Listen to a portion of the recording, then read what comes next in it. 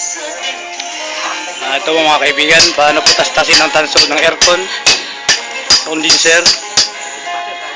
Ito po yung tanso ng aircon na pula. Ito naman yung ating technician, si Mang Rodi po, yung ang model ng huwag nyo munang takpan, huwag nyo munang isara. Ganyan lang po kasimple yan, no? Madali lang tignan, sakit sa kamay pagpukpok. Pero mga kuha nyo, ang kalating kilo, hindi lang. Ito yung mga condenser na yan. Yung tanso niya. Yan. 12 at saka 14. Yan o. O ito, yung pinagbintahan ng malutong.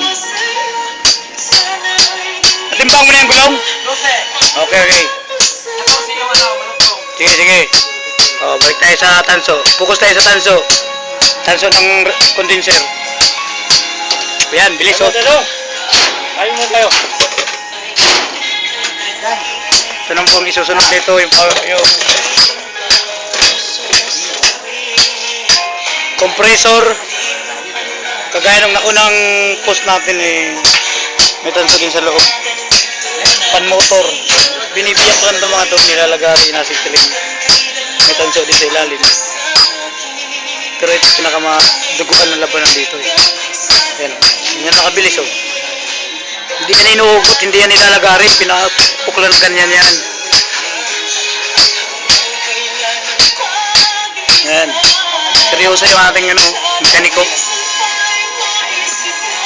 pa itong titirahin niya. 3 pa ito. Yan.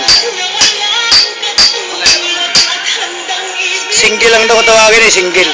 Saan? Meron bang to?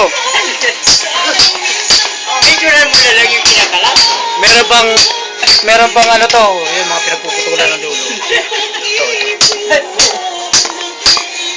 Ito yung Picturean mo yung martilyo kung walang angat.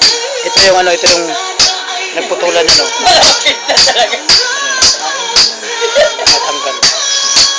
Tanso yan, tanso. Check tayo.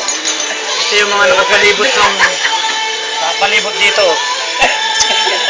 Ng compressor. Malapit na talaga. Yan. Para sa kalaman ng mga hindi nakakaalam kung paano kalasin, ganyan yan.